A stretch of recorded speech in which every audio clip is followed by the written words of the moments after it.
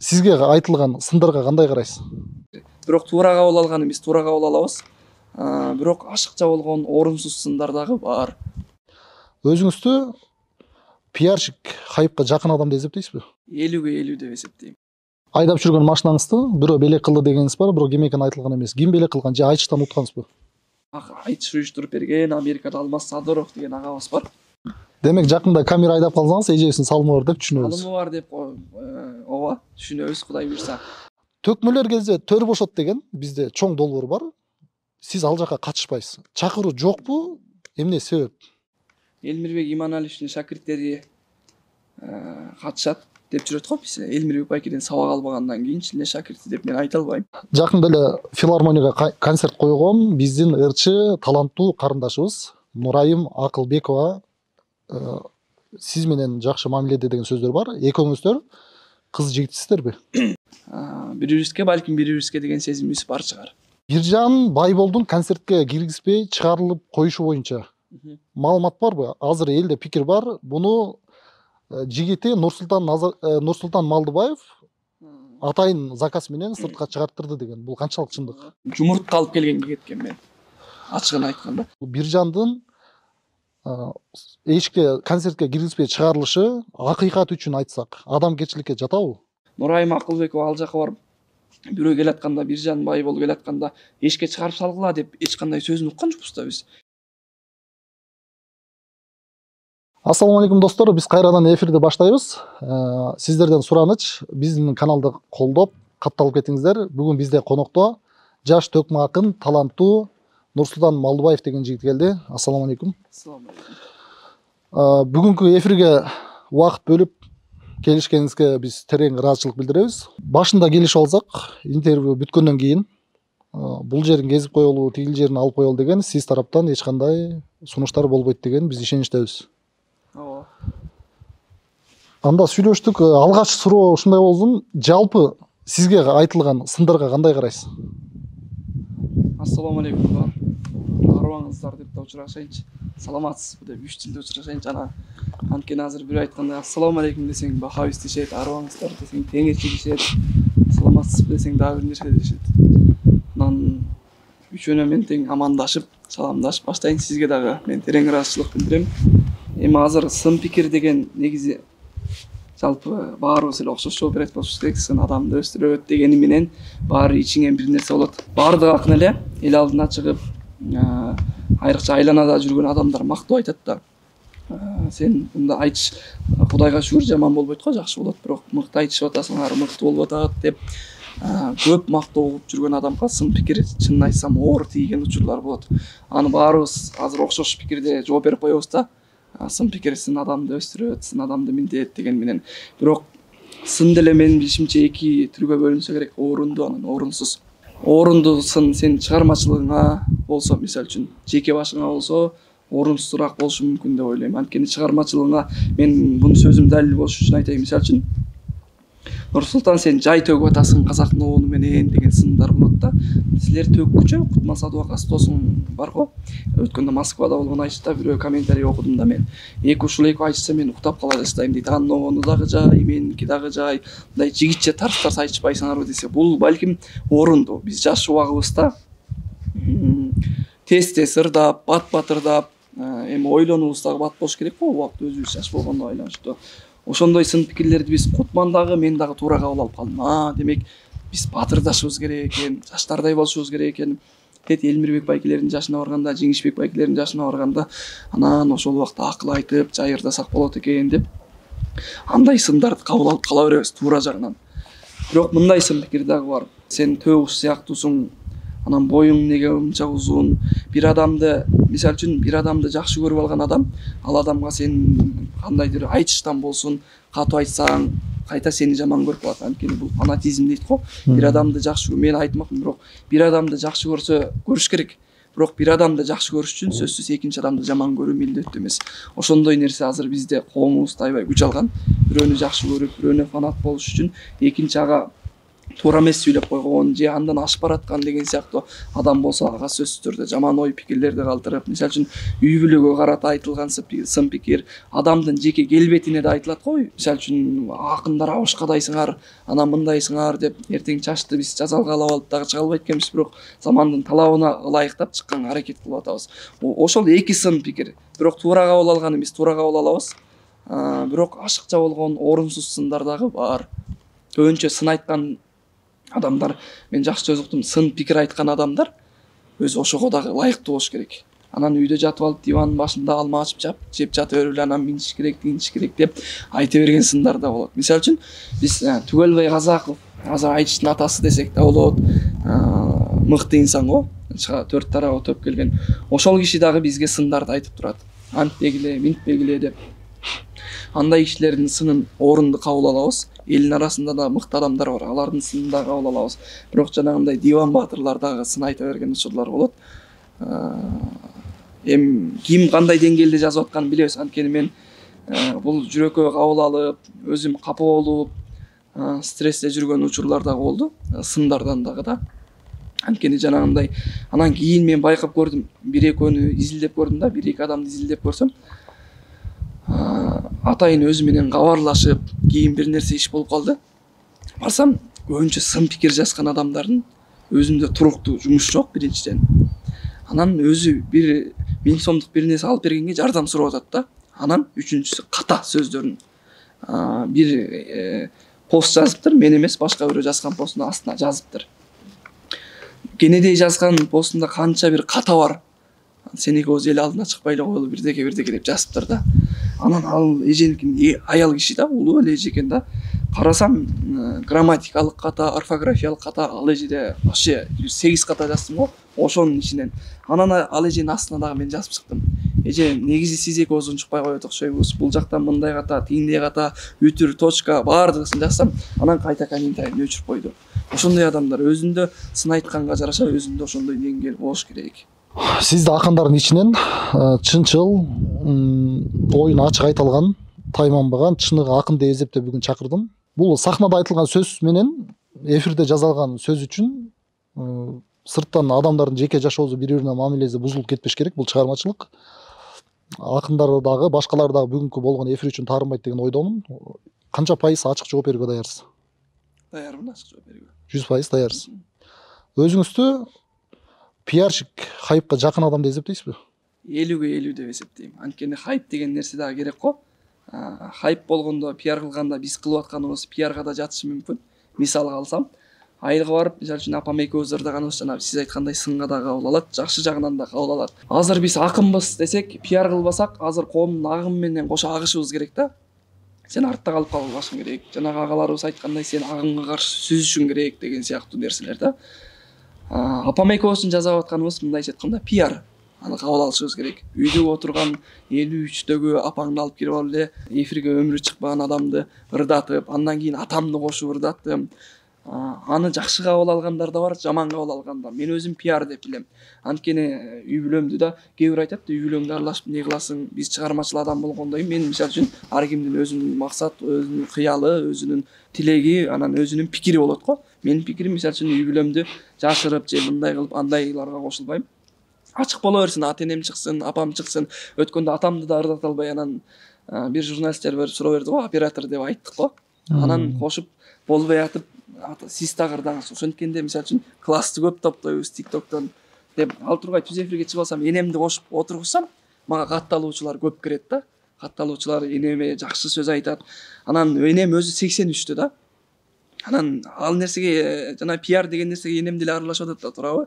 Анан мен айылга барып калган кезде көнүп калган. Энем 83-тө болсо эле келип, "Айт, эфирге чыгабызбы?" деп келип отуруп калат. Ал жакта мисалы үчүн жаман деле нерсе көргөн жокмун. TikTok'ко жанагындай жаман нерселерди буруп кетиш үчүн балким биздин жаман бир нерсе көрүп аткан адам экинчи түз эфирге кирсе, биздин түз эфир жакшы болбосо, жакшы жагынан хайп болбосо, жакшы жагынан пиар болбосо, биздикин көрүп кетсе, мисалы үчүн мен чоң энем айтайын. Адам улам жашы өскөн сайын жанындагы адамдар азая баштайт, баягы тең туштар жок, абышка жок, көбү кетип калган, ал адам менен сүйлөшкөн адам жок да. бир жагынан мисалы үчүн пиар болуп атат. Ошо ал карыган адам менен маектешип түз эфирде олтурганда канча адамдар жазып, эне сизге ушундай нерселерди кылып атат, ушундай ой пикирлерин айтып атат десем, энем аябай сүйүнүп, ошол жактан энеме узун өмүр, жаш тилеп турат. Анын бир пайдалуу жерди биз Москвага чейин, башка жактарга айтышка бардык го. Ошол жактан да сен чоң энең деп бир жака барсам дайыма сурап турат. Чоң энеңди, атаң кандай деп. Анткени интернеттен пиарлап мен көргөзгөм. Бул нерсе жагат. Анан ал жактан белектер да келди. Чоң энемеге алып келип берсем, аябай сүйүнүп аткан учурлар болду да. Мисалы үчүн мен эртең мейли Дубайга барбайын, Канадага барбайын, Америкага барбайын, ошол аркылуу мисалы үчүн максатым бар. Сен апаң экөөң жакшырдайсың, кош апаңды ала кел, атаңды ала кел десе, мен сөзсүз ала барганга даярмын. Ошону да каалайм өзүм. Ушул боюнча мындай пикир бар, мен көп жерден окудум. Нурсултан Малдыбаев 100% пиарщик, болор болбоска ырарынап көрүнгөн жерде ырдай берет. Бул сын орундубу, орунсузбу? Орунсузураак болушу мүмкүн. Көрүнгөн жерге ырарынаган жерибиз жок. Бирок андай сын кабыл алган, айтканда. Бирок ошол сынды сиз уктуңуз беле, бир эки жерден окуп? Жок эмесмин. Айткандары эми азыр ойлоп атам да, биз 3 жигит болуп ак үйдүн астында ырдап атабыз. Андай мен мындай пикирди окудум да. Нурсултан Малдыбаев, Арген Биймырза уулу, Азамат Асанбеков, булар көчө акындары да, көчө ырчылары деп. Анан той ырчысы, бизде ушундай термин табылыптыр. Бир ырчылар бар, тойго көбүрөөк чыкса, той ырчысы дейт да. Айланан тойго барып, сахнага чыгып ырдай берип, анан элден алыстаган эмне кереги бар? Наоборот, той ырчысы болуп, тойго ким чакырат? Сени жактырган адам чакырат, сенин талантыңды баалаган, чыгармачылыгыңды баалаган адам атайын чакырып, акчасын берип, мен тойма ырдап берсин десе, сен жок, мен той ырчысы эмесмин десең, эмне, кандай акыбалда болот? Демек, бул сындар орунсуз. Орунсуз. Мисалы үчүн көчөдө ырдабай койгон учурлар да болот. Биз көчөгө туруп алып, анан жада калса, казактын Ринат Заитов деген акыны бар го. Өзү деген Алато кандай эле ушундай дастурлуу өнөр театры деген бар болчу Казакстанда. Ошол театрды башкарды, директор болду. Ошол убакта кыдырып, элдин арасында базарда арыла ырдады. Анан базарда арыла ырдады.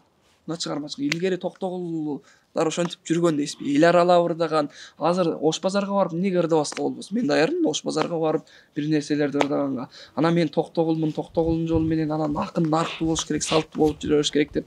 Мейли салттуу болгондор салттуу боло берсин. Баарыбыз эле Токтогул болуп кетсек болбойт да. Азыр жаштардан Амантай, Жеңишбек, Аалы, Азамат сыяктуу күчтүү акындар мен жок деп эсептейм. Эгер мен жаңылсам, бар болсо кимдер? Эгер жок болсо, эмне себептен андай күчтүү акындар чыкпайт? Эмне кедерги? Балким интернет, балким жалкоолук. Мен жок дегенге такыр 100% кошулбайм. Мисалы, сөзүңүзгө далил болуш үчүн Раматылык Элмирбек Иманалиев деген акын агайыбыз бар. Алардын ичинде мен айткандарда Элмирбек устаз да бар. Алар ошол сыяктуулар. Элмирбек Иманалиев жок дегенге мен кошулбайм. Кутман Садыбакасовду билесиз. Ошол Элмирбек бүгүнкүнүн Элмирбеги деп элдин баары эсептейт. Мен дагы 100% эсептейм. Мисалы үчүн манасчылыгы десе, манасчылыгы, обончулугу десе, обончулугу, төкмакындыгы, ырчылыгы, аткоручулугу, актёрчулугу, баардык дастанчылыгы эмнесин кем деп айта аласыз? Мисалы үчүн экөөбүз сүйлөшүп атабыз, ал баланы сиз дагы тааныйсыз, мен дагы тааныйм да. Кутман Садыбакасов десе, мен көзүмө Элмирбек Иманалиевди элестетем. Бүгүнкү Азамат Болгонбаев агабыз десе, мисалы үчүн дагы бир ушул сыяктуу жаш акынды элестетем.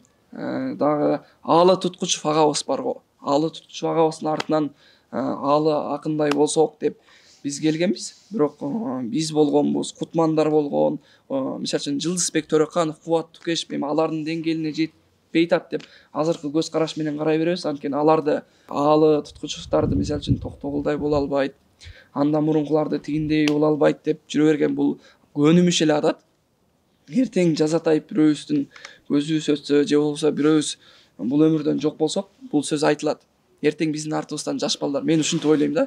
Эртең жаш балдар чыкса, эмнеге ушу Кутман Садыбакасовдой акындар чыкпайт? Азыркы күндө жок деген сын пикирлер айтыла берет. Өзүнүн ар бир доордун залкарлары болот. Аны убакыттын өтүшү менен адамдар дагы, заман өзү ирге болот да. Демек, Aalыдай жаштар азыр бар. Жаштар бар, ооба. Ал убакта эми сөзсүз эле ал кишидей деп айта албайм мен. Мисалы үчүн Элмирбек байкени мисал кылдым го. Эми кээ бир жери окшобошу мүмкүн. Бир айтышта айттым го, жана Акчолдун өмүрүн берсе да, өнөрүн берсе да өмүрүн бербесин деген сыяктуу. Талаа үй бүлөсү окшобошу мүмкүн, бирок жакын ошондойчу. Түшүнүктүү. Ал элге жараша дагы нерсе да. Элмирбек байкенин убагындагы эл бир аз башкараак болушу мүмкүн. Бул убагындагы эл 50 жылда эл жаңы дейт го. Түшүнүктүү. Айчта устатыңыз ким? Мен нак ушунун этегин кармап, артынан жүрүп, колунан колмо кол үйрөнүп, черткенди сөзүнөн сөз үйрөнүп, мен жүрдүм деген бир устат барбы? Минтип Же ойлодум да. жалпы бата бергенде баары устатпы? Жок, андай эмес. Мисалы үчүн мен минтип ойлодум да. Айылдан келатканда акындар деген менин көз алдыма эми укмуш да. Айтайын, пайгамбардай эле сезилчү да магачы. Акын дегенди баш такыр эч нерсеге теңеш эмесмин. Анан устат деп тутуп келдик да баарыбыз. Аалы туткуч устат болом, Жеңишбек Жумакадырга, Элмирбек Иманалиевке, ушундай агаларыбыз, Баян Акматовдорго шакирт болобуз деп келдик да. Келгенде мындай кыял менен келет. Азыркы бизден кичинекей балдарды да билем да мен. Келгенде бир аз бошураак келесиң да. Анан бир айчка дайындана албайсың, барасың, мен үмүттөнүп. Анан ал сени дайындап берчүдөй болуп, сен монтип айт, тигинтип айт деп бери мен деле 1-2 жыл ошентип жүрдүм го дейм. Качан айтат деп, анан таарынып жүрдүм. Неге минтпейт деп таарыныч болупчу. Көрсө устат деген мисалы үчүн ар кандай топко бөлүнөт экен. Ал сенин жүрүш турушу менен устат болушу мүмкүн экен. Өзүнүн үлгүсү менен устат болушу мүмкүн экен. Бирок эми кандай устат антип билбейм, бирок сага келип моолорду ырда деп жазып берип, оозуңа салып берип, монт деген устат деле болбойт. Мен устат деп азыр Баян Акматов аганы айтам. Биринчи, анткени ошол кишинин көп сабагын алдык, ошол кишиден көп нерселерди үйрөндүк. Андан кийин биринчи эмес, эми жалпы аалы туткуч агабыз. Ошол киши Казакстанга айтышка барсам дагы, айтыштарга чыксам дагы, ой пикирлерин айтып, мындай айт деп сөздөрүнөн берген учурлар болгон. Мен анан Жеңишбек Жумакадыр ушул 3 кишинин шакирт болуп, сабагын да алдым, жанагындай жакшы пикирин дагы алдым, акчасын дагы алдым, жардамын дагы алдым, көмөгүн алдым, баарынан жакшы сапаттарын алдым. Айта алам ушул 3 кишини. Мен жаш акындардан мындай нерсени байкайм да. Жаш акындардан устатың ким деп сураса, көпчүлүгү бата бергенде баарын устат дейт, үлгү алдым дешет. Бирок ошол эле кезде жаштар бир мындай улууларды сыйлабайбы же маданиятты жакшы түшүнбөйбү? Устат деп атагы катуу чыккан гана адамдарды эзептейт дагы, башкаларын көмүскө калтырат, алар таарынып жүргөн кези болот. Мен көп байкадым. Мисалы, устатың ким десе мен Элмирбек Иманалиев, Аалы Туткучев, Жеңишбек Жумакадыр дейт дагы, бирок ошол эле кезде ошолор сыяктуу акылын айткан адамдар, Амантай Кутманалиев, Азамат Болгонбаев, Шекербек Адылов дегендер бар. Ушундай нерселерди айтпайт. Жаштар дагы бул бир белгилүү адамды айтсам, мен да белгилүү болуп кетем деген ойдо. Кандай ойдо ушул ойго? Жаштар дегенде Азыр сиздин сөзүңүздө да үчөөнө токтолдуңуз. Үчөөнө айткан жок. Мен билгенден Амантай Кутманалиев дагы сөз сиздерге сабак берип жүрөт. Акылын айтып жүрөт. Амантай мындай да, жана Амантай Кутманалиев деп айтып калдыңыз. Амантай агайдын жакшы сөзү бар. Экөөнө жооп бере албайм, анткени бир эле баш мендегидей болуп, мен башка жаштарга жооп бере албайм. Мен өзүмдүн жеке оюм, өзүмдүн идеям, өзүмдүн пикирим бар, өзүм ошол мисалы үчүн Аалы Туткучев, Жеңишбек Жумакадыр, Баян Акматов үчөөнөн тең мен сабак алган үчүн айтам да. Болбосо Амантай Кутманалиев деле ошолордон ашташат, бирок кем калбаган таанымал адам да. Ал кишини атаган жокмун. Анан эртең калыстарга отуруп калат экен, калп эле устат деп койгондун кереги жок деп ойлойм мен. Агай деп албетте сыйлайбыз, өнөрдөгү улуу залкар акыныбыз деп билебиз. Шекербек Адылов агабыз бар. Анан мен колунан сабагын албагандан кийин эртең бул киши айтыш уюштуруп калышы мүмкүн деп эле устат дей берсем, же болбосо калыстарга отуруп калышы мүмкүн деп устат дей берсек, ал бизге болбойт. Азамат Болгонбаев агабыз бар. Ал кишилерди агабыз катары, өнөрдүн көч башчысы катары сыйлайбыз. Түшүнүктүү. Кайсы бир жылы Казакстанга Жеңишбек Жумакадыр экөөңүздөр бардыңыздар, президенттин алдында ырдадыңыздар. Кантип барып калдыңыз? Кандай чакыруу болду? Устаттык деген ушул нерсе деп ойлойм. Так. Бул нерсеге мен бармак эмесмин. 2019 жылы, 19 же 18 ушундай жыл жаңы келген жыл болчу. Жеңишбек байке барарын мен билген эмесмин, мен барарымды Жеңишбек байке билген эмес бул жактан. Баян Акматов бармак. Устатчылыктын дагы бир белгиси. Ал киши өзү бул жакта жумушу болуп калганы үчүн менин ордума сен барып кел деп мени жиберген. Ошол себептен барып калгам. Мен 3-4 күн эрте баргам. Андан кийин Жеңишбек байкени көрүп мен таң калдым, мени көрүп Жеңишбек байке таң калды. Ошентип барып калганбыз. Мына сизге азыр мисал да сонун. Болбосо башкадан болсо өзүм барып келейин, бул жакка майда чүйдөн таштай турайын деп өзү кетсе да, мисалы үчүн ал жактан биз гонорар алып атабыз. Ал жакка барып ырдаштын өзү бир чоң. Президенттин тою бул оңой той эмес. Канча гонорар төлөдү жеке сизге? Ошол билбейм, бир $1000 да кой. $1000. Интервьюда айткандай доллар менен төлөдү. Ооба. Ал биринчи алган гонорар. Ооба, ал чоң акча болчу. Азыр деле чоң акча эми азыр. Негизи эле Казакстанга айтыштарга көп барасыз. Бул деген башка акындардан сиз таланттуу үчүнбү же чакырып турган тааныш бар үчүнбү? Эмне үчүн сиз көп барасыз? Мен көп көрөм айтыштан Казакстандан. Ооба, чакырган. Бир да жолу бара элек адамдар да бар мисалы. Ооба, чакырган жерден калба өзү. Ошо менен бирге азыр кошумча суроо берет экен, кошуп жооп бериңиз. Анан домбура менен көп чертесиз. Көп сындар айтылып жүрөт. Кыргызча чертпейби, комуз чертпейби деп. Домбураны эмнеге кошуп алып жүрөсүз? Домбураны эмнеге көп колдоносуз? Казакстанга айтышка барган тууралуу Казакстанга чакыртуу болуп мен биринчи менин пирим Сүйүнбай деген айтышкага чыкканбыз. Эки акын Кыргызстандан. Ошол жактан биринчи орунду алгам. Ал жактан мисалы үчүн ал жактын талабы башка, биз жактын талабы башка деген сыяктуу нерселер бар. Анан ал жакта Жүрсүн Эрман деген биздин Садык Шернияз деген агабыз сыяктуу айтыштын көч башчысы бар экен. Айтышты ошол киши өзү алып барат экен. Ошол кишинин элегинен өткөн акындар катышат экен, биз сыяктуу болуп тандоо туруп болбойт экен. Анан ал жака биз чакыртууну кабыл алып, Шугайып Сезимхан деген агабыз чакырса керек, жаңылышпасам. Макул болуп барганбыз. Ошол жактан биринчи орун алдык, айтыштык. Анан Жүрсүн Эрман агабыз чактырып калган ошол жактан.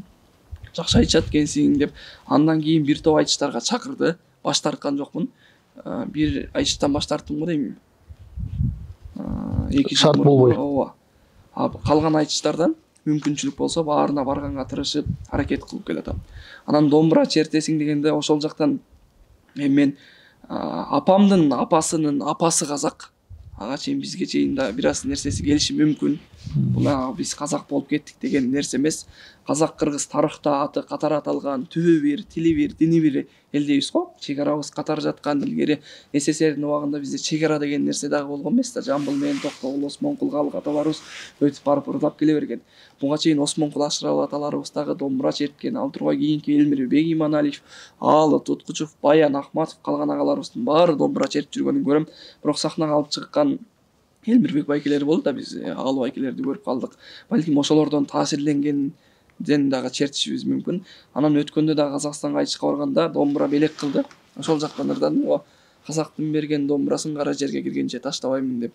Бул чек араны мейли жерибизге коелу, башка нерсеге коелу, бирок өнөргө койбой эле коюшубуз керек. Анткени бир казактын казакча болон, кыргызча менен ырдаганын көрүп атасыңарбы дег. Ал жакта ырдап жүргөн, комуз чертип жүргөн акындарды билем. Казакстанда Баян менен айтышка чыккандар бар, Кылгыяк менен айтышка чыккандар бар. Ал жакта андай нерсе жок экен да. Сара Токтомусова кыргыз ноон менен айтышат. Сара Токтомусова кыргыз ноон менен, Осмонкул ноон менен айтышат. Бирок бир аз бурулган дейт да, жана амансыңбы деген эле оон деп мен ойлойм. Биз деле ошентип ойлойбуз жалпы акындар. Анан ошону казактар мисалы үчүн казак ноонун биз кыргызчалаштырып салабыз. Алар да ошентип казакчалаштырып салса керек деп ойлойм. Анан домбураны черткенде азыр бизде казактын аспабын эмнеге чертесиңер деп таза биз кыргыз бололу десек, Кылгыяк менен комуз чертип башка аспап чертпейли анда. Ямаха чертпейли, аккордеон чертпейли, дагы толгон токой аспаптар бар го. Пианино чертпейли. Мисалы үчүн домбурага келгенде эле улутчул боло калалы деген сөз жок. Мен домбураны биринчи коюп комуздан ушу домбура ырдык деген жолум жок. Мен үчүн дагы, эл үчүн дагы, баарыбыз үчүн комуз албетте биринчи орунда турат. Анткени өзүнүн тарыхы боюнча дагы, улуулугу боюнча дагы комуз биринчи орунда турат. Айдап жүргөн машинаңызды бирөө белек кылды дегениңиз бар, бирок ким экени айтылган эмес. Ким белек кылган же айтыштан уткансызбы? Жок, айдап жүргөн машинаны белек кылды дегенде, белек катары да бизде айтыш уюштуруп берген Америкада Алмаз Садыров деген агабыз бар. Ал киши мен мындай болуп калды. Машина алам деп машина менен аз ооруйбуз го. Анан айтышка чыгып өткөндө бияка кошуп кетейин. Айтышка чыгып машина Футман экөөбүз айтып жатсак камера алабыз, анан бирөөбүздүн москвичибиз жок деп эмне кошосуңар айтышка дейт да. Айтышка жан дүйнөдөгү болгон өзүң кыялың болсун, мейли бул жагында жана казанда болсо чөмүчкө чыгат деген сөз бар го. Биякта болгон нерсе чыкса, ал эффективдүү болот да, өтүмдүүлүгү да жогору болот. Ошол нерселерди айтышка алып чыксаң, элге дагы өтүмдүү болот. Өткөн биз квартирадан кууп чыкканыңга чейин айтышка коштук го, бирок элге өтүмдүү. Ошол сыяктуу. Анан айтышта ошол сыяктуу айтыштын күйөрмандары катарын толуктайт алагабыз. Анан менга Facebook'тан жазды биринчи. Мурда тааныш эмессиздер. Тааныш эмес. Ушундай адамдар көп эле болот. Анан кийин бара биз үй бүлөлүк катышта болуп кеттик. Ал киши жазып Элмирбек байке жаңы кайтыш болгон учур болуш керек. Facebooktан жазып номериңди бер деген номерин жазсам байланышып туралы. Мен ал жакта Америкада иштейт экенин же болбосо кайсы адам экенин деле билген жокмун да. Маани берген жокмун. Байланышып анан мен сага бир комуз белек кылайын деди. Анан жок деген жокмун. Макул деп агабыз бир 2 жума өткөндөн кийин жакшы бир комуз белек кылып чаптырып берди. Андан кийин сүйлөшүп калдык дайыма. Видеозвонок менен чалат. Мен Америкадамын, ушундай жерлигим мындай деп агабыз айтып жүрүп анан мен машина алайын деп аткан эми пикир алмашып калабыз ушундай учурлар болгондо. Анан агабыз да өзү айтып калды, якындар жөө жүргөн жарашпайт, машина айдап жүргүлө десем деди. Мен айтам да, мындай акча чогулуп жүрөм, мындай болуп жүрөт десем агабыз мейли анда акчаңды чогулта бер, жетпеген менден аларсың деген. Анан мен дагы бир аз bir 3-4 миңин чогулсам 4 миң 3-4 миңин ал агабыз берип кошуп 4 миң доллардайбы анан машина алып алгам. Ошол анан бирөөнүн жакшылыгын унутпаш керек. Белек кылган адам катары мен эсептейм. Белек кылган деп кай жерге барсам айтып жүрөм. Азыр андай агаларыбыз дагы бар. Мен өткөндө Camry деген унаадан чыгып атат, Москвага барып айтсак. Бир эжекебиз бар экен. Кулипа деген эже өмүр бою Москвада жашайт окшойт ошол жакта. Менимче Алайданбы же Кара Суданбы. Анан бир 2 акынга белек берди да. Анан мен белегимдин ичин ачсам, кийим бар. Анан жанагы айткандай чоң элеме жоолук бар, алар тааныйт экен да. Шоколад бар, анан ичинде iPhone 14 Pro Max бар экен да. Анан эже айттым, мына ушундай ичинде эме бар деп гостиницага барып ачып кубандым. Мен чын дилимен кабыл ал деп. Анан ошол эжекебиз мактанып айта берейин эми. Ошол эжекебиз кийин түз эфирде отурсам, "Ой, иним Camry албайсыңбы?" дейт. Анан түз эфирде отурабыз го. Анан эми азыр Camry алыш кайдаган эжеке десем, өткөндө айтпадымбы деп. Анан түз эфирде элдердин арасында жазып атат. Camry'нин жетпеген акчасын мен берем сага депчи. Анан эже сизби деп коем менчи. Анан бирөө фейк аккаунт менен кирип алып же бирөө тамашалап ойноп ушинтет да. Анан десе, эми жанталашып айта албайсың. Анан эфир бүткөндөн кийин эже жазат, сен эмне менден чочуп, мени анча мынча эркектерге караганда анча мынча ишти тарс эле чечип койгом. Канча жетпейт айта алган жокмун мен. Эми ошону кантип айтам, эже мен монча акчам жетпейт. Ушинтип турсаңыз кандай болот деп айта албайм мен. Анан эжеке айтты. Мен кантип вообще тартынбас силер эл адамы дейт, өнөр адамы дейт.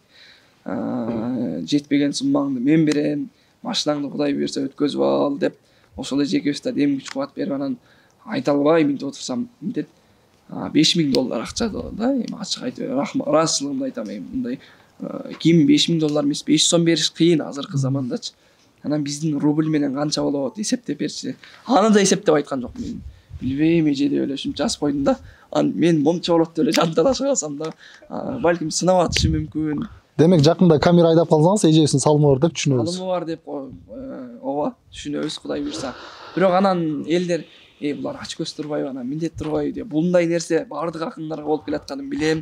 Мындай колдоолор жеке менин башыма эмес. Кээ бирөө жанагы сыяктуу өзүнүн жеке турмушун айткысы келбеген адамдар бар. Бир акындарыбызга машина мингизип, жип мингизип, бирөөнө үй подарок эткен учурлар көп болуп атат. Кудайга шүгүр, акындар, өнөр адамдары, жеке ырчылардын башынан да угуп калдым. Келип бир машина мингизип, Lexus 570 ырчынын атын айтпай ушундай отуруп тойдон эле менин атыман деп эле өзүнүн астындагы машинасын берген учурлар болгон экен. Бул казак бир туугандарыбызда да көп болот. Бизде да болуп атат. Кудайга шүгүр эми өнөрлүү өлбөйт деген. Жаш акындар концерт коюп атышат. Асылбек Маратов койду, мен билгенден, Кутман Садыбакас койду, жана башка Баян Акматов койду. Сизде ой барбы? Ооба, Кудай буйрса жаңылык кылып айта кетейин жалпы элге. Бизде дагы ой бар. Биз тактап коебуз деп ниет кылып, Алтургай филармониянын өзүн алып койгонбуз. 10-декабрда эми убакыт жакын калды, айта бергенге туура келет. 10-декабрда айтыш концерт берели деген ой болуп атат, Кудай буйрса. Урматтуу достор, акындар рекламаны жакшы бербейт деп капа болуп жүргөндөр көп. Мынакей биз аябай эрте камданып аткан кези декабрдын 10-у. Декабрдын 10-у Нурсултан Малдыбаевдин жеке чыгармачылык концертине келиңиздер. Кийинки суроо мындай болсун.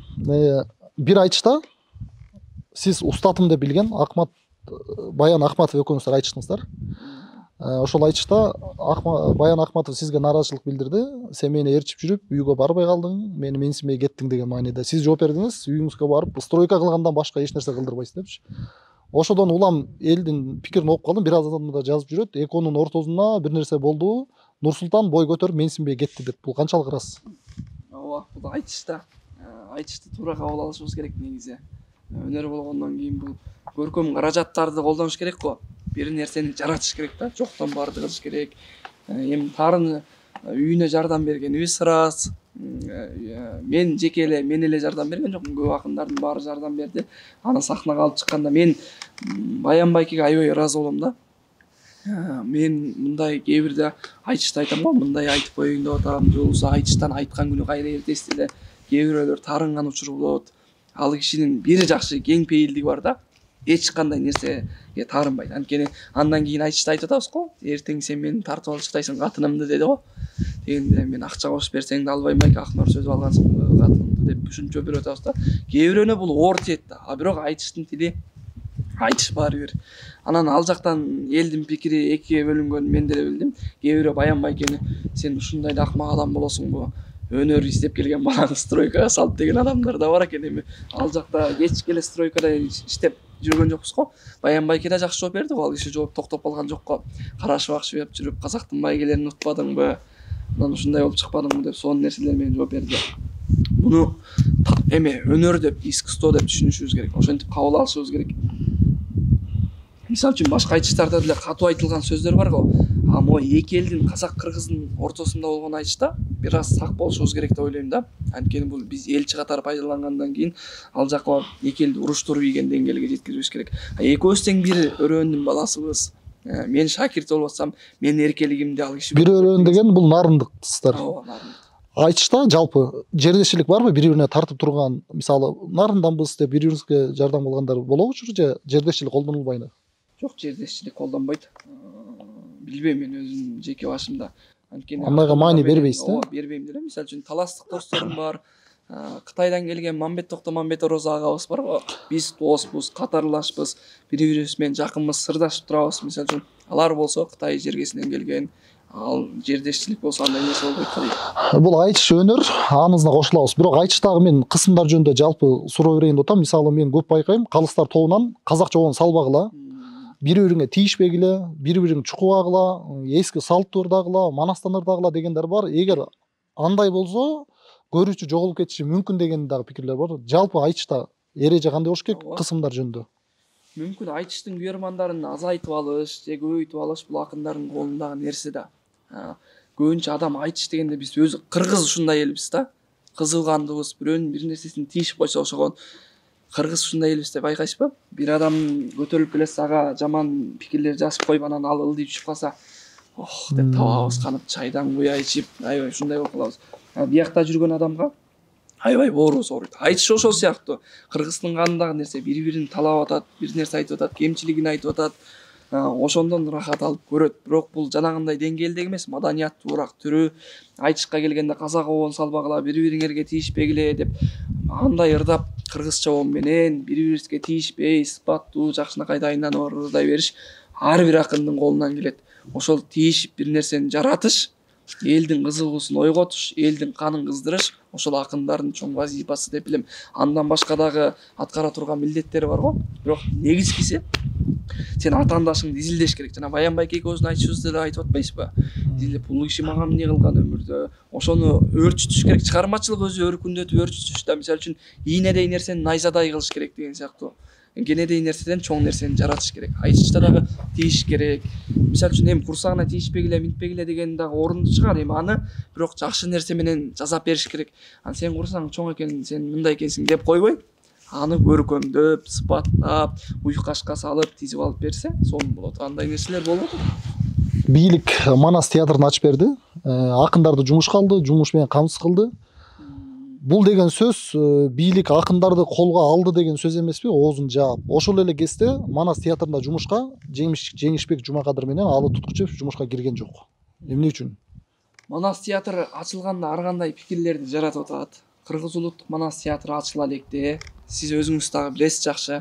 Акындардын баары бийлик деген ушундай акындарды колдобойт, анан бален акындардын баары жумуш жүрсө деген сынды ар бир акын айтып келген. Менин эсимде ар бир акын айтып келген. Анан бийлик эмне кылды? Келди азыр Hakыйкат десе биз мындай түшүнүп алып турабыз да.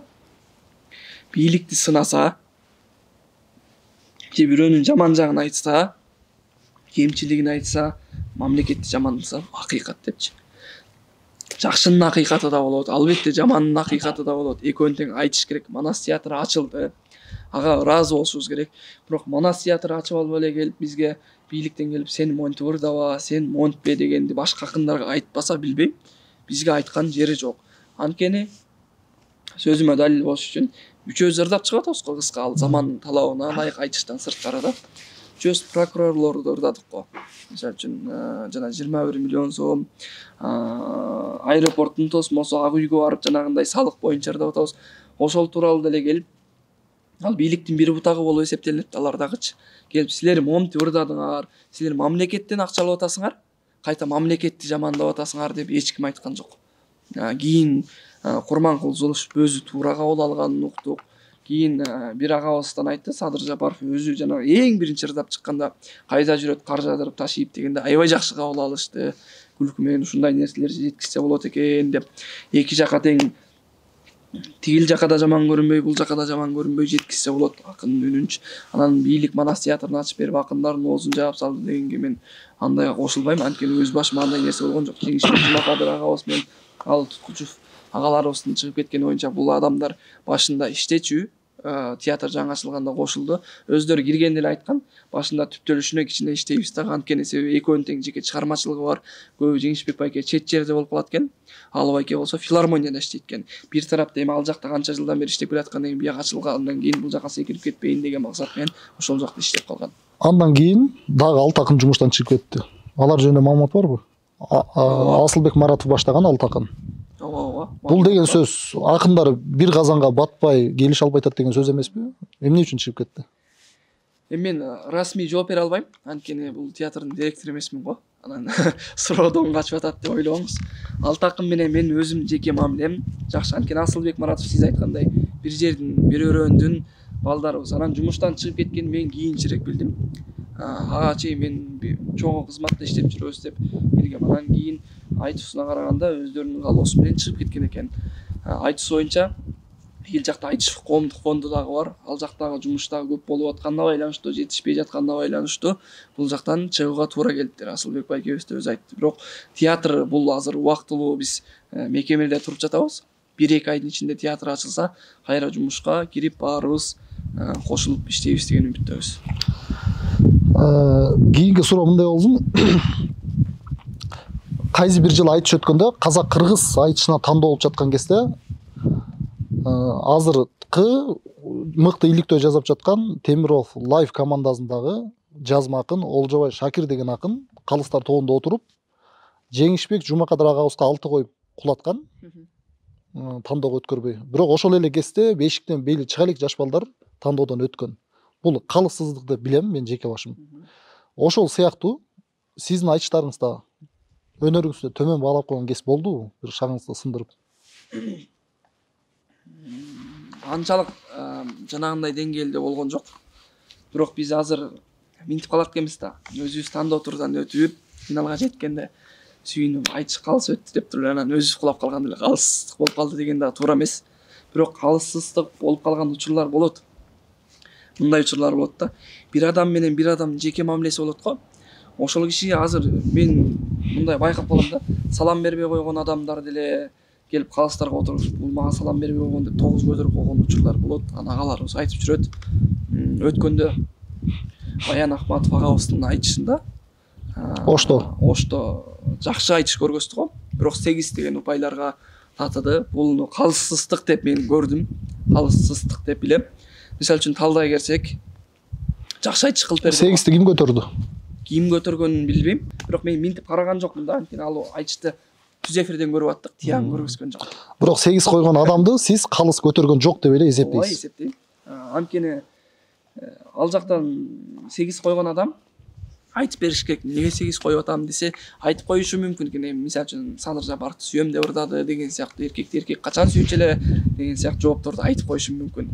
Ошон үчүн жанагындай калыссыздык болуп калган айтыштардан улам, мисалы үчүн Ал Туткучев агаларыбыз дагы запысын көрдү болуш керек. Жигишбек Жумакадыр агаларыбыз көрүп убагында талкуу жаратты, бирок ал убакта биз айтышта жок болчубуз. Азыр ал нерсе деле учурда болуп калат. Жанагындай ал бирөө барып алып айтышты уюштурган адам мага 9 коюп тиге 8 кой деп айтпайт. Ал жеке калыс болуп отурган адамдын абийириндеги эле нерселер. Алы Туктучев агабыз интервьюлардын биринде мен айтышка катышкым келет. Эгер мурункудай адилеттүү айтыш өтсө дегени бар. Айтышка чыкпай атканына караганда, демек азыр дагы адилеттик жок деп эсептейсизби айтышта? Же барбы? Жеке көз караш. 50-50. Адилеттүүлүк. Толук адилеттүү бар деп да айта албайсыз. Ооба, айта албайм. Ушул адилеттүү болбошуна, калыстардын келип отурушуна, айтышты уюштурушуна өтүп аткан нерсесине кимдир бирөөнүн таасири барбы?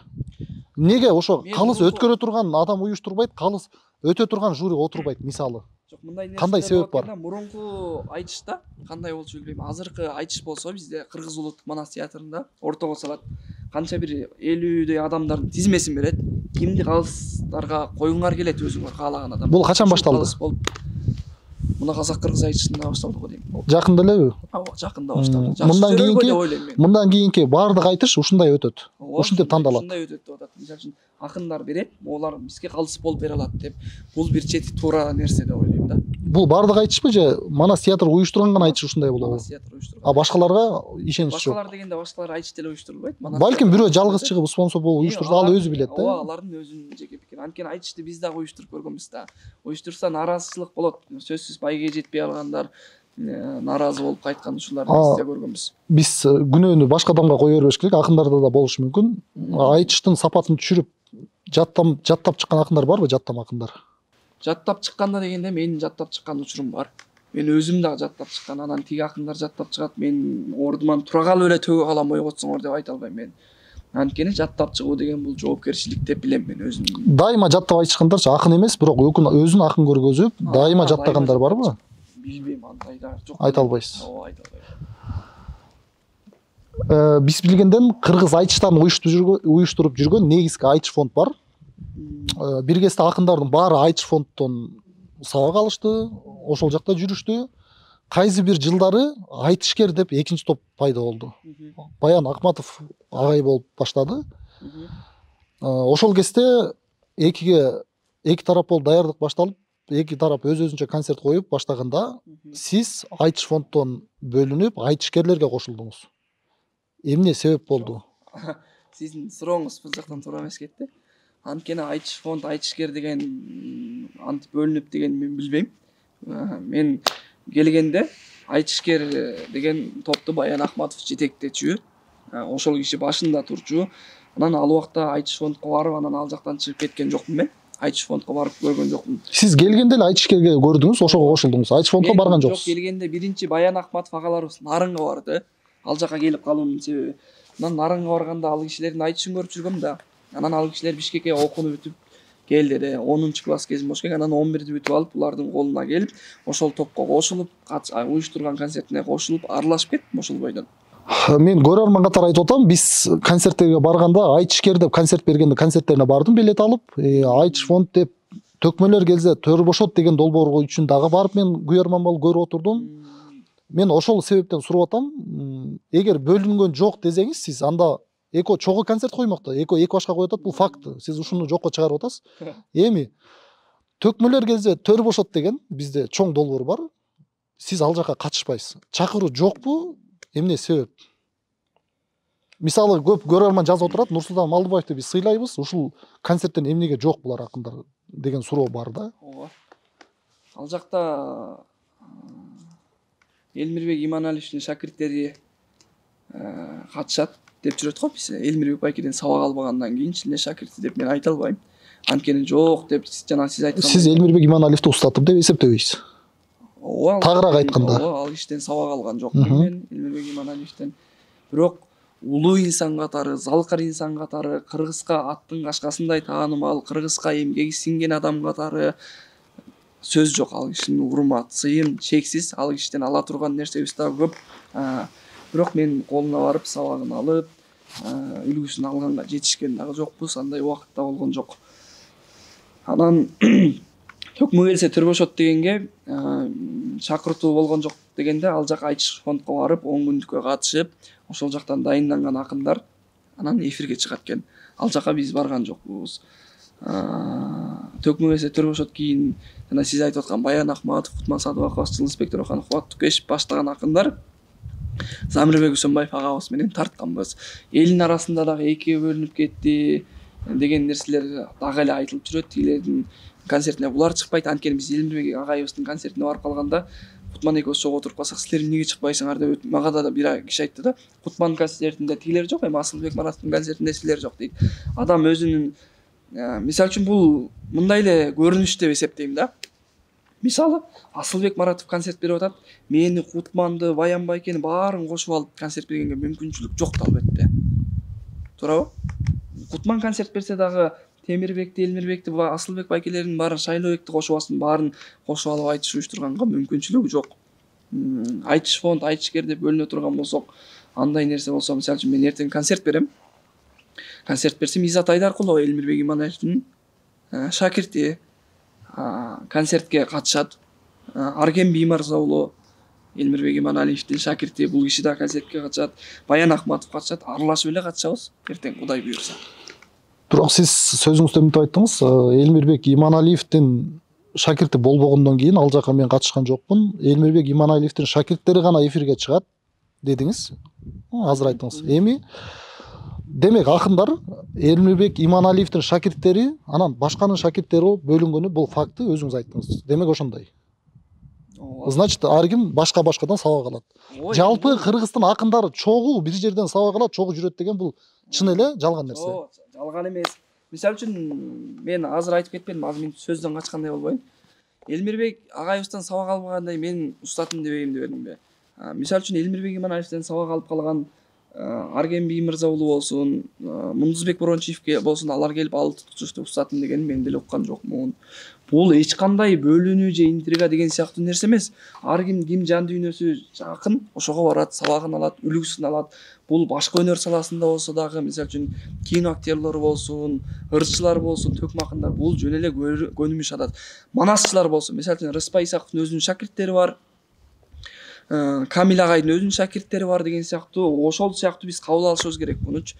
Анан Элмирбек Иманалиевдин шакирттери менен бул жактын шакирттери каршы деген. Мейли өздөрү концертин кое берсин, биз өзүбүздүн концертти кое беребиз, бирок түпкүлүгүбүз баарыбыз бир болушубуз керек.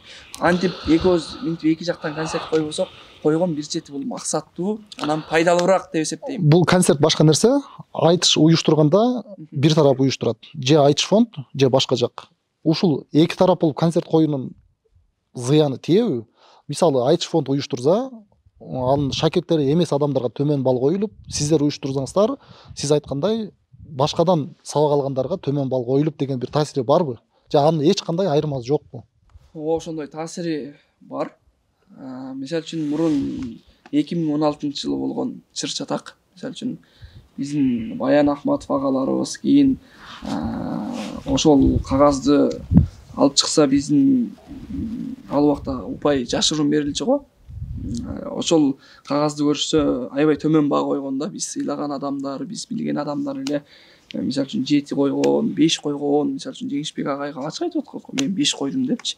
Кагаз түрүндө дагы бар. Ал мисалы үчүн ошол жака кимибиз айта алабыз, Жеңишбек байке 5 деген балга татыктуу деп. Ал жеке пикирли, балким динге бөлүнгөн нерселерден көз карашы бөлөк болсо, ал жака алып барып койгон. Мисалы үчүн Анарбек Усупбаев деген агабыз дейт, мен көп деле билбейм. Алы туткучу агабызга -5 койгон дейт да. Сен арак кыргыз, араб деп бирдекеде ырдап койгон үчүнбү? Ошондой нерселерден жеке көз караш, жеке таарынычтардан кое берген учурлар азыр деле болот. Мен кээ бир калыстарга нааразы болуп калган учурум болот. Мен жеке пикирим да. Бирок меники эле туура, мен тим эле аргымактай эле чаап, тетимде ала качып келатсам эле калыстым эле аягыман тартып эле ыргытып ийди дегенге дагы жооп бербейм мен. Анткени бизден дагы кээ бирөө музыканы карайт, кээ бирөө сөз көркөмдүгүн карайт, кээ бирөө уйкаштыгын карайт, ушул сыяктуу. Анан калыстардын чындыгы дагы бар, бирок сиз айткандай кемчиликтер сөзсүз болот. Ошол болбош үчүн азыр Манас театрында жанагы идеяны айттым го, өзүңөр койгула. Эми өзүбүз койгон калыска өзүбүз каршы чыкпайт чыгарбыз. Өзүбүз коюп, бул калыс болуп берсин, ушул калыстыкка жарайт деп. Кесиптешиңиз Болот Назаров жөнүндө мен сиздин пикириңизди сурагым келип турат. Болот Назаров бул наркоман, тескери жолдо баратат дегендер дагы бар. Тескерисинче буга бийлик жала жапты, чындыкты айткан үчүн деген эки пикир бар. Чын эле Болот Назаровго жала жабылдыбы же ал чындыкты айткан үчүн акынга куугунтук болдубу? Мен наркоман дегенди билбейм, анысын точно көзүм менен көрүп, анын кармап алып же эметип атканы Кудай ыласында күнөөлүү болбойм. Балким ошондой болушу мүмкүн, балким андай эместир. Мен эч кандай далилим дагы жок, фактым да жок. Болот Байкенин жеке акындыгы боюнча жанагындай чындыктарды айтып чыкканда мен каршы пикирим дагы бар. Анын пикирине кошулган учурум дагы бар. Мисалы үчүн мамлекетке Болот Байке деле батыш жактагы нерселерге алданып калышы мүмкүн деп ойлойм. Анткени алар кийин мага, Арген Би мырза уулуна, Азамат үчөөбүзгө дагы сунуштаган, силер дагы ушундай алып чыккыла деп. Мамлекетти өзүбүз көтөрүп, өзүбүз алдыга сүрөсөк эч ким сүрөбөйт. Болот Байкенин ал нерсеси чындыгы дагы болуп атты, бирок арасында аша чапкан дагы болуп атты. Адамдын жеке башына тийишкен нерселер болуш керек деп ойлойм. Азыр Болот Байке деле ал нерседен сабак алышы мүмкүн, сабак алып атат болуш керек. Бирок бийлик тараптан дагы, мисалы үчүн эки алакан бирдей чабылганда үн чыгат дегендей, бул тараптан дагы кетиши мүмкүн. Ал бийлик тараптан дагы камап кесип ийген жок. Кайта чыгарганына рахмат. Анан азыр минтип айтсам, ой бул бийликтин бутун жалап же Садыр Жапаров мактай берет дегендер бар, билем да. Анан аларды бир аз минтип айтканга мага эч ким келип астыма аргымак мингизип же аш тартып бербейт да. Бирок бийлик жеке оюм. Бийлик жала жапты дегенге бирок кошулбайсыз. Туура эмес дагы ырдаган жерлери бар деген пикирди айтасыз. Демек толук жала жапкан жок, өзүнүн жазасын алды. Өзүн толук жала жапкан жок. 50-ге 50 бул да. Сиздин негизи 50-ге 50 көп экен өзү, мындай нейтралда.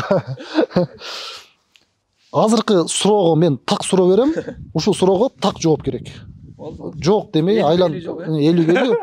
Бул варианттан 50-ге 50 алып коебуз. Болду. Мамбет Токто Орозо, Жылдызбек Төрөканов, Кубат Тукешев, Асылбек Маратов, Нурсултан Малдыбаев. Рейтинг боюнча, төкмөйлүк боюнча ким 1-де, ким 5-де? Мен 5-де. 1-де ким? Ким бар эле тизмелерде? Мамбет Токто Орозо, Жылдызбек Төрөканов, Кубат Тукешев, Асылбек Маратов. Мамбет Токто Орозо деп. 1-де. Кийинки суроо көпчүлүктүн суроосу болсун. Жакында эле филармонияга концерт койгон биздин ырчы таланттуу карындашыбыз Нурайым Акылбекова сиз менен жакшы мамиледе деген сөздөр бар. Экөөңүздөр кыз жигитсиздерби? Азыр адамдарда катар басса кыз жигит, андан жакындаса үйлөнүп алды деген пикирлер болуп чыгат экен. Жакшы мамиледебиз. Бири-бирибизди аябай урматтайбыз, сыйбыз. Эми аябай кыз жигит болуп монтип кеткен жокпуз, бирок бири-бирибизге, балким бири-бирибизге деген сезимибиз бар чыгар. Анан ошондон улам элде жанагындай пикирлер жаратып аткан чыгар. Толук экөө кыз жигит деп айтыш кыйынбы же кыз жигит эмессиздерби? Мында тагыраак жооп барбы? Жок, толук деле жок же ооба деп эми ар ким кабыл алганына жараша. Мисалы үчүн кээ бирөө жок, сиз айтпасаңыз ким кантип кабыл алат? Эзи сиз ооба же жок, мунун эмне жашыруну бар? Эми биз деле үйлөнгөнбүз, элдин баары үйлөнгөн. Жашоо ар ким каалаган кызын алат, каалагандай сүйлөшөт. Бирөөнүн эмесине кедергибиз тийип калбаш керек деп ойлойм. Азыр бирок анда мындай суроо берейин. Толук жок деп да айта албайсыз. Ооба деп да айта. 50-ге 50, жанагы 50-ге 50-ге 50. Жок дагы дебейсиз, ооба дагы дебейсиз. Бирок сезим бар. Ооба. Жакында эле сизден мен байланышканда концертке катыштыңызбы дегенде мен Нурайым Акылбекованын концертине катышкан жокмун, арт жакта уюштуруу иштери менен жүрдүм дедиңиз. Биржан Байболдун концертке киргизбей чыгарылып коюшу боюнча маалымат барбы? Азыр элде пикир бар. Буну жигити Нурсултан Малдыбаев атайын заказ менен сыртка чыгарттырды деген. Бул канчалык чындык? Ошо элдерге мен аябай ыраазы болуп атам. Мен ушундай күчүм бар экен, ушундай күчтүү экенин билбептирмин да. Элдерге рахмат, аябай ошондой. Эми ал бала дагы жылдыз да. Мен учурашып көргөн адам эмесмин, маңдайынан да көргөн адам эмесмин да. Анан концерттен ошончо милицияны чыгаргыла десем эле чыгарып салгандай деңгээлге жетсем, демек рахмат. Бирок ал баланын келген учурунда, концертке келген учурунда мен жок болдум филармонияда. Арт жагында уюштуруп жүрдүк. Бирок жумуртка алып келгенге кеткен мен. Ачыгын айтканда. Анан бул качып атат, мына Будай турат го. Ошол убакта качып кетем, жумуртка ашылтап койду деген нерсе эмес бул. Ошол убакта мен жумуртка алып келейин деп лифтке түшүп кеттим. Именно ошол убакта келип, анан кеткен учур экен да. Мен көрбөй калдым келгенин, чын айтайын. Эгер сиздин тиешеңиз жок болсо суробойт элем, кандайдыр бир деңгээлде бар тиешеңиз бар, ортодо сезимдер бар. Азыркы берип турган суроо ошол Биржандын эшикке концертке киргизбей чыгарылышы акыйкат үчүн айтсак, адамгерчиликке жатабы? Же туура эле иш болду деп ойлойсузбу? Жеке пикириңиз. Бул жакта Азыр көпчүлүк жазып атат, бул адамгерчиликке жатпайт деп атышат да, киргизип койсо болмок. Бул жакта Нурайым Акылбекованы күнөөлөгөн адамдарды көрүп атабыз.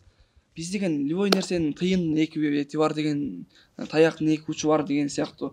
Азыр ал Нурайымдан сурасак, Биржан Байболдун концертке келгенин көрбөптүр. Мисалы үчүн кырдап аткан учурда келиптир да. Ошол учурда мен өзүм да көргөн жокмун, көрбөгөн адам катары укканымды айтайынбы. Анан филармонияга адамдар элдер билбейт да, залга отуруп көрүп алса, залга артист кандай көрүнүп атса, залдагы артистке ошондой көрүнөт деген сезимдер да. Сиз билесиз го, сахнага чыкканда бетине канчалаган жарыктар түшөт, эл вообще көрүнбөйт, такыр көрүнбөйт. Ал жакта ырдап атканда кол чапты дейт да элдерчи. Өлө кол чапат атканда, кол чапат аткан деп өлө бетин дейт. Анан минтип карап да көргөн жокмун дейт. Ызычуу болуп ошо менен чыгып кеткен билген да жок. Нурайым Акылбекова ал жака барып бирөө келатканда, Биржан Байбол келатканда эшикке чыгарып салгыла деп эч кандай сөзүн уккан жокпуз да биз. Эртеси мына Нурайымдын өзүнүн бир тууган агасы келип сахнага чыга албай турган болду, милициялар менен кармашыпчы. Анткени бул 2,5 сааттык концерт уюштурулганда бар режиссер болот экен, артында бир эле Нурайым Акылбекова эмес, 150-200 адам иштейт экен да. Режиссердун талабына, продюсердин талабына, баарынын талабына жооп бериш керек экен. Бир адамды келип сен чыгарып ийдиң, адамгерчиликке жатпайт. Жок, ал жагы түшүнүктүү. Эми мисалы Нурайым ал жөнүндө маалыматы жок. Сиз жумурткага кеттиңиз, сизде жумурткада жүрөт дейин, мейли. Нурайым көргөн жок. Ал өзүнүн иши менен жүрөт, даярданып жүрөт. Демек, буну ким буйрук берди? Же ошо күзөтчүлөр өздөрү эле ошо бир эменин өңү жакпай эле чыгарып койду. Кандай болду ушул? Жок, элдер мындай пикир калтырып атат да, ага чейин гүлдөрдү берип эле атпадыбы, алып эле атпадыңбы деп. Бул жака ошондой болуп тур, эркек кишилер чыкпасын, аял кишилер дагы чыкканда жанагындай кийими, анткени ал деген улуттук телевиденияга тартылып атат да, кийими жооп берген айым кишилер гана сахнага чыгып күлүм бергенге мүмкүнчүлүк. Демек, сөздүн кыскасы, сахнага чыкпаш керек эле, эрежени бузду казак ырчысы, ошон үчүн эшикке чыгарылды. Күнөө өзүндө деп сиз чечим чыгарасыз. Мындай үстүртөн караганда. Эми ал жактан башка бирөө берсе. Сахнага эркектер чыкпаш керек эле, эрежени бузду, ошон үчүн эшикке чыгарылды, сиздин пикириңиз. Бул туура эле көрүнүш. Кимдер эле болсо ошону жазамак. Эми билбейм, азыр убакыттын нерсеси болушу мүмкүн. Бул убакыт баа берет. Түшүнүктүү. Кийинки суроо, сиз уюштуруу жагында жүрдүңүз. Буга сөзсүз сиздин тиешеңиз бар деп ойлойм. Концерттин билети 2000 сом болду. Көпчүлүктүн пикири бул өтө кымбат деген пикирде. Буга кандай комментарий бересиз? Мисалы, эмгек сиңирген артисттер дагы, Бекболбиев да 1000 сомдон койгон, бул жаш туруп деген сөздөр көп болду да. Же туура эле дейсизби? Каалаган киши кирет, каалаган киши кирбейт эмгек кандай? сиңирген артисттердин албетте деңгээли жогору. Бирок эмгек сиңиргенге жараша алар такшалган, бышкан, жетилген, алардын ошончолук колдоо адамдар көп, концерттин чыгымын көтөрүп алар. Кичинекей кыз айылдан келсе, анчалык таанышы жок болсо, тушоо кесүү концерти болуп атса, анан булар деле биз акчаны алып алып акча жасап эртең бир нерсе кылып алалы деген максатта 2000 сомдон койгон жок. Бир чети жаңылыштык болушу мүмкүн. Ушундай болсо, мисалы режиссер болот экен, оркестр болот экен, артында жанагынча адам иштейт экен, бирдеке вокал деген бар экен, биз түшүнбөгөн дагы көп нерселер бар экен. Казакстандан келген коноктордун гонорарлары болот экен, алардын келип кетиши, билети, жатаканасы, тамак ашы деген нерсе менен көп болуп, филармониянын өзүнүн арендасы 2 күндүк 200 000 лет экран менен 300-500 жарым миллиондой акчаны ошол нерсе кетет экен филармониянын арендасына. Билет чыгарыш керек, уюштуруу иштери менен келип, булардын эми жеке-жеке мындай спонсорлору аз болгонуна байланыштуу билеттин баасын ошондой коюп. Негизги идея расходду жабыш үчүн 2000 коюлду. Жабыш үчүн, ооба. Болбосо биз укмуш ырчы болуп кеттик, эл артисттерден ашып кеттик деп 2000 сомдон койгон жери жок. Эми азыр эл артисттерин неге мынчадан койбойт, анан Бекборбиев деген 1,5 миңден коюш керек деген кээ бир эл артисттер бекер да коюп койгонго мүмкүнчүлүгү бар болуш керек. Андай деңгээлге жеткенде балким чоң зал салынып калса бекер өткөзүп берер балким. Айта. Биржан Байбол өзүнүн Instagram баракчасына сиздин сүрөтүңүздү киргизди. Биздин ортобузга ушул бала туруп алды деп жазды. Көп өтпөй постун алып койду. Суперинфо интервью сурады. Интервьюда айттым, мен ошол кезде өзүмдө болгон жокмун. Ошол акылым баладан да кечирим сурайм деди. Сизге нак суроо, эко казак ырчысы менен биздин кызыбыз чогуу дуэттerde баштагандан кийин сезимдер болдубу же ага чейин сиз сүйлөшүп жүрчүңүз беле? Жок, биз ага чейин тааныш болчубуз. Ал убакка чейин дагы ырдашып жүргөнбүз. Ал убакка чейин дагы мамилебиз болгон. Андан кийин жанагындай дуэттер башталганын билебиз. Баарыбыз эле анткени бизге жакын адамдар билет. Анан кечирим сурап биздин видеобузду чыгарган мен деле көрдүм. Аны бирөөлөр жөнөттү. Мен аны катталуу жолу эми билбейм деле. Андан кийин Суперинфодон кечирим сураганын дагы бирөөлөр жөнөттү. Толугун деле көргөн жокмун. Мен казак ырчысына эч кандай каршылыгым жок. Кыргызстанда ырдасын, биз Казакстанга барып ырдап атабыз. Анткени мен ассаламу алейкум, алейкум ассалам деп амандашып, учурашып, жүзүн да көргөн адам эмесмин. Же болбосо мен ал баланын жеке катына да бир нерсе деп жазган эмесмин. Ошол видеолор чыккандан кийин дагы, жанагындай иш болгондон кийин дагы эч кандай билдирүү же эч нерсе калтырган эмесмин. Өзүнө жеке дагы, өзүм элге дагы. Биржан Байбол биздин кызыбызды, Нурайымды катуу сүйүп калды деген киши эмеспи? Балким. Эгер сүйүүмдү токтотпойм, мен аягына чейин күрөшөм десе кандай аракеттерге барасыз? Кудайдын колундагы нерсе го. Кудайдын буйругусу кумурскасы. Ар бир нерсенин өзүнүн шартына. Жок, ал баланын андай нерсесин деле уккан жокпуз. Эми Кудай буйруса, балким өзү да гастролдо жүрөт. Биз бири-бирибизди көрбөгөндөн бири-бирибизге жаман пикир боло бериши мүмкүн. Жолугам деген ой барбы? Бир чечишем деген. Ооба, жолугуп дос болсок, кыргыз, ал казак, мен кыргыз, биздин элде жүрөт, эртең биз алардын жерине барабыз. Жок, сиздин элүүгүңүз менен айландырганыңыз көп экен. Жок, элүү. Так суроо, жанагы маселени чечип, сизде мисалы кызганыч болот да, мен мисалы кызганам өзүмдүн кыздарым деген сыяктуу. Жолугу Биржан, бул Нурайым менин кызым, сен антпе, мындай андай деген бир сүйлөшүү деген ой барбы келечекте? Эртең экисинде келет, Кудай буйруса, ошондо жолугабыз. Дос болобуз. Биз тамакка чакырабыз деген оюм бар. Кудай буйруса, келип берсе. Эфир аяктап калды. Сизге мен өтө терең ыраазычылык билдирем. Мынчалык жооп берет, кызыктуу маек курат деп мен ишенген эмесмин.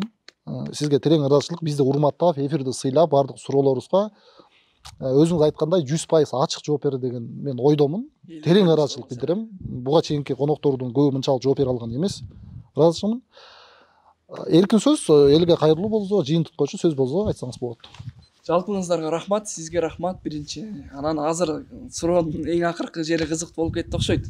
Анткени жанагындай учкундан жалын тутанат дейт го. Адамдар бирдекеге май куюп, анан ошондон рахат алып, бирөөнү жамандай, любой бардык нерсенин эки тарабы болот. Ошондуктан жакшы көз караш менен карашыбыз керек. Сиз айтканга мен ушунча ачык айттык. Мени каргап дагы, Нурайым Акылбекованы каргап дагы, мейли Биржан Байболго дагы жаман пикир жазып аткан адамдар бар. Бөөдө каргыш бөрүгө дейт. Ошондуктан жаман пикир жазбай, жакшы жагын көрүп, алдыга сүрөп өстүрө берели. Сиздерге рахмат. Элибиз аман болсун, журтубуз тынч болсун. Жаман пикир, жаман көз караш, жаман сөздөрдөн алыс бололу. Жакшы адамдардын жан дүйнөсү жакшыга толгон адам жакшы нерсени көрөт, жакшы нерсени таразалайт, жакшы нерселерди айтат. Ошондуктан баарыңыздарга ыраазымын. Аман болуңуздар. Урматтуу достор, өзүбүздүн кыздарыбызды, өзүбүздүн балдарыбызды, таланттуу жигит кыздарыбызды колдойлу. Келечеги булардын кең. Эмки эфирден көрүшкөнчө аман туруңуздар.